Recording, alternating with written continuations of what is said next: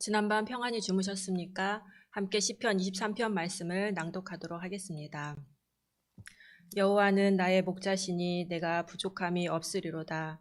그가 나를 푸른 초장에 누이시며 쉴만한 물가로 인도하시는도다. 내 영혼을 소생시키시고 자기 이름을 위하여 의의 길로 인도하시는도다. 내가 사망의 음침한 골짜기로 다닐지라도 해를 두려워하지 않을 것은 주께서 나와 함께 하심이라. 주의 지팡이와 막대기가 나를 안위하시나이다. 주께서 내 원수의 목전에서 내게 상을 베푸시고 기름으로 내 머리에 바르셨으니 내 잔이 넘치나이다. 나의 평생의 선하심과 인자하심이 정녕 나를 따르리니 내가 여호와의 집에 영원히 거하리로다. 찬송 397장 찬양하겠습니다. 찬송 397장입니다.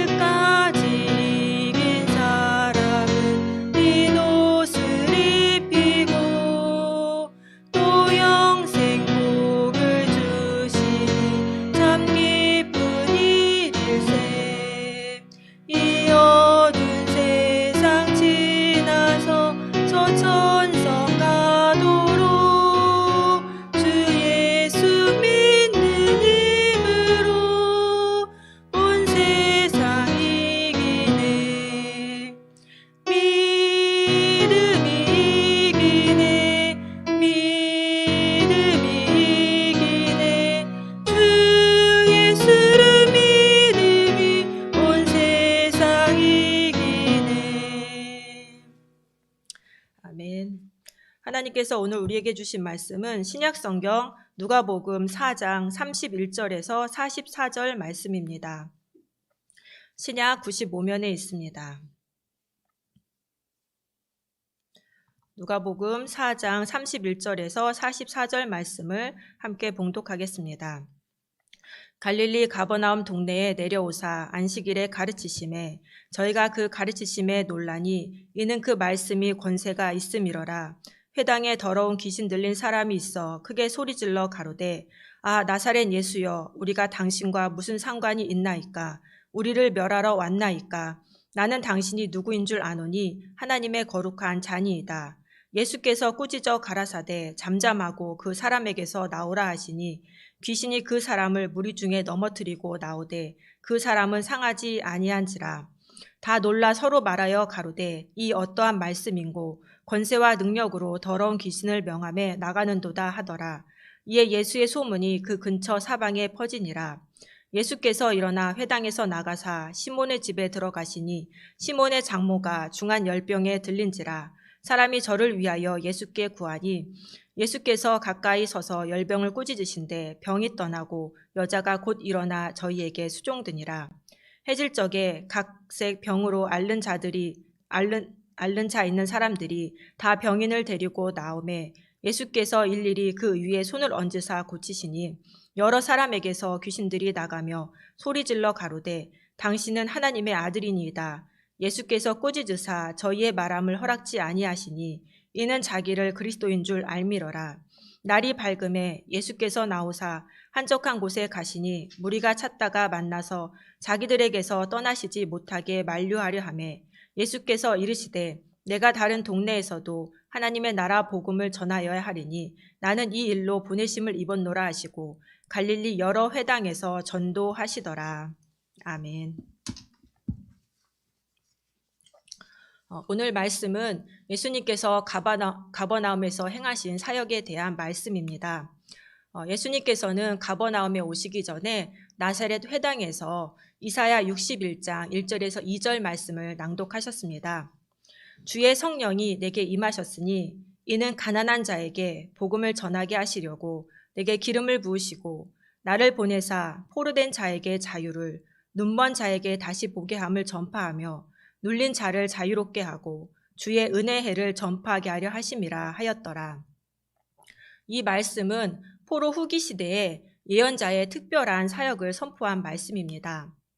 특별한 사명을 수행하기 위해 하나님으로부터 기름 부음을 받은 예언자는 성령의 충만을 경험하면서 하나님으로부터 부여받은 사명을 감당하기 위해 파송이 됩니다.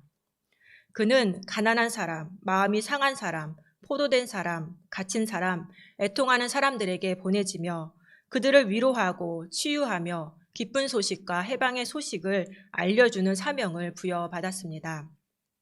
특별히 주의 은혜의 해라는 구절은 모든 빚이 탕감되고 모든 노예들이 해방되며 모든 소유가 원소유주에게 회복되는 희년을 생각나게 하는 구절로 예언자가 최고의 복된 소식을 선포한다는 사실을 우리에게 알려줍니다. 예수님께서는 이러한 이사야서 말씀을 읽으시면서 이 글이 오늘 너희에게 응하였다라고 선언하십니다. 예수님은 이사야서 61장 1절에서 2절의 내용이 메시아의 사역을 가리키는 것이며 그 사역이 예수님을 통해서 이루어진다라고 나사렛 회당에서 공개적으로 선언하셨습니다. 즉 예수님은 가난한 사람, 마음이 상한 사람, 포로된 사람, 갇힌 사람, 애통하는 사람에게 위로와 치유와 기쁜 소식과 해방의 소식을 전할 메시아라고 자신의 정체를 밝히셨습니다. 이렇게 자신의 정체와 사역을 선언하신 예수님은 가버나움에 오셔서 모든 속박 가운데 있는 사람들에게 자유를 선사해 주십니다.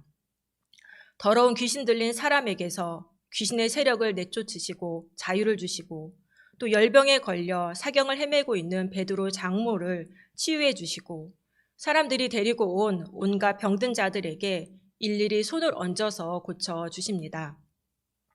그렇다면 오늘 본문에서 예수님은 어떤 분이십니까? 예수님은 자유를 주시는 분이십니다. 가버나움 동네로 오신 예수님은 안식일에 회당에서 말씀을 가르치셨는데 그 가르침에 사람들이 아주 놀랐습니다. 왜냐하면 예수님의 말씀에 권위가 있었기 때문입니다. 권위 있는 예수님 말씀을 들은 사람들 중에는 더러운 귀신 들린 사람이 있었는데 그 사람에게서 말씀에 대한 반응이 첫 번째로 나타났습니다. 더러운 귀신 들린 사람이 크게 소리 지르며 우리가 당신과 무슨 상관이 있습니까? 라고 질문하였습니다. 그리고는 우리를 멸하러 왔나이까? 라고 구체적으로 물었습니다. 여기서 우리는 귀신들이며 그들은 예수가 누구인지 안다고 하며 예수의 정체를 하나님의 거룩한 자라고 밝힙니다. 하나님의 거룩한 자는 성령에 의해서 기름 부음 받은 그리스도라는 뜻입니다.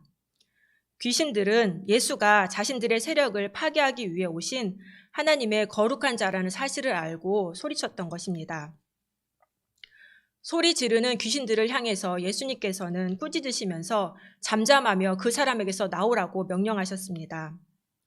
예수님의 책망과 명령의 귀신은 그 사람을 넘어뜨리고 나옵니다.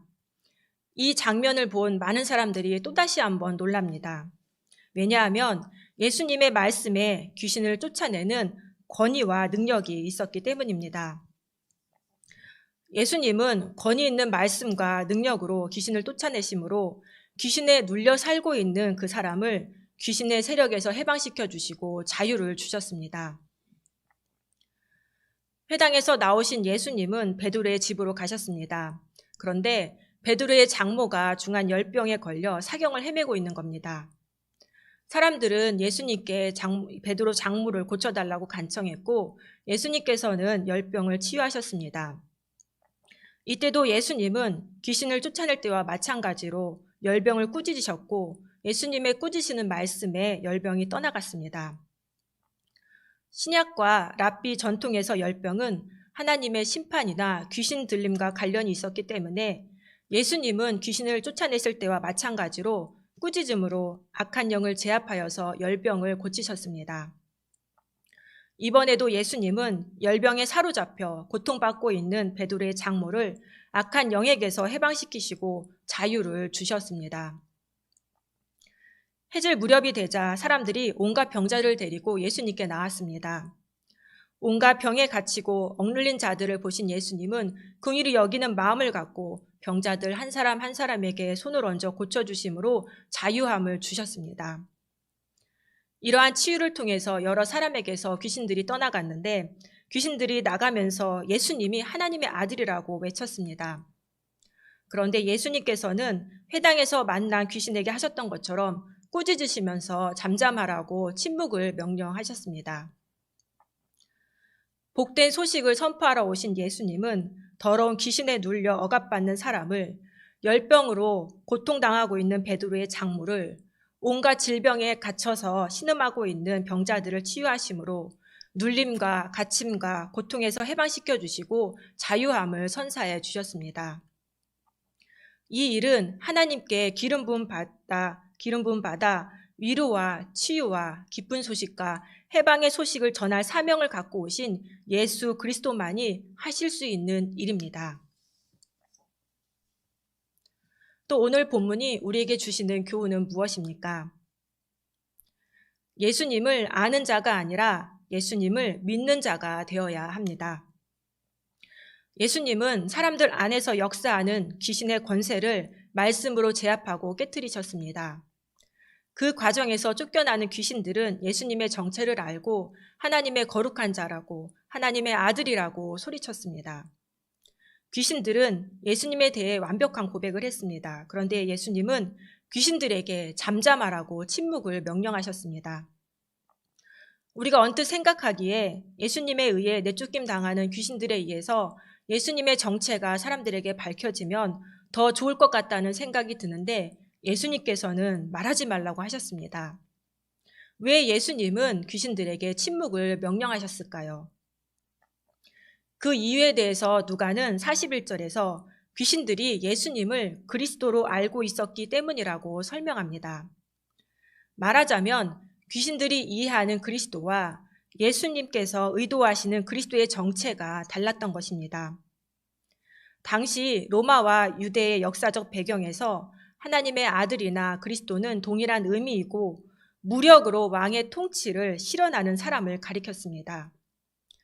귀신들은 예수님이 보여주신 막강한 힘에 압도되어서 예수님을 무력으로 왕의 통치를 실현할 그런 그리스도로 알았던 것입니다. 그러나 예수님은 귀신들이 알고 있는 그런 그리스도가 아니었습니다.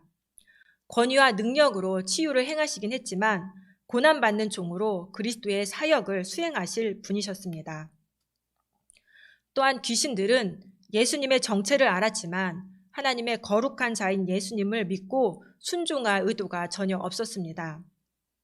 우리가 당신과 무슨 상관이 있습니까? 라고 했던 귀신들의 질문에서 알 수 있듯이 귀신들은 예수님을 통해서 하나님의 나라가 세워지고 하나님의 백성들이 하나님께로 돌아오는 것을 원치 않았습니다. 그들은 자신들만의 영역을 만들어서 하나님과 맞서려고 했습니다. 예수님과 상관이 있는 사람은 예수님을 아는 사람이 아니라 예수님을 믿고 순종하는 사람입니다. 역사적인 인물인 예수님을 모르는 사람은 이 세상에 없습니다. 그러나 예수님을 아는 이 세상 모든 사람들이 예수님을 믿고 따르지는 않습니다. 예수님을 믿는 자는 예수님을 구원자로 고백하며 그분의 말씀에 순종합니다. 그리고 예수님을 믿는 자가 예수님을 제대로 아는 자가 됩니다.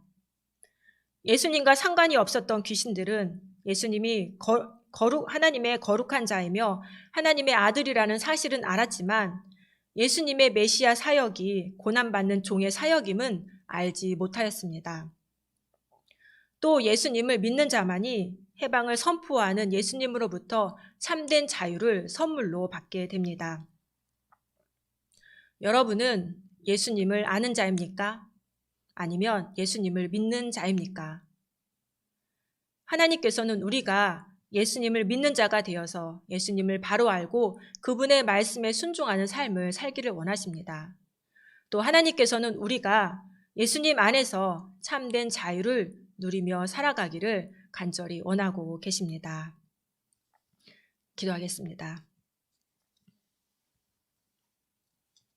사랑의 하나님, 죄와 죽음의 권세에 갇혀 억압받고 고통받는 인간을 위해 예수님을 이 땅에 보내주셔서 참으로 감사합니다.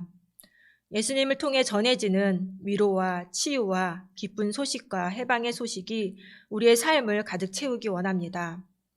예수님을 구원자로 믿고 그분의 말씀에 온전히 순종하는 믿는 자가 되어 예수님이 주시는 자유를 누리며 살게 하옵소서. 예수님의 이름으로 기도드립니다. 아멘. 이제 하나님의 말씀으로 축복합니다. 여호와는 내게 복을 주시고 너를 지키시기를 원하며 여호와는 그 얼굴로 내게 비추사 은혜 베푸시기를 원하며 여호와는 그 얼굴을 내게로 향하여 드사 평강 주시기를 원하노라. 아멘.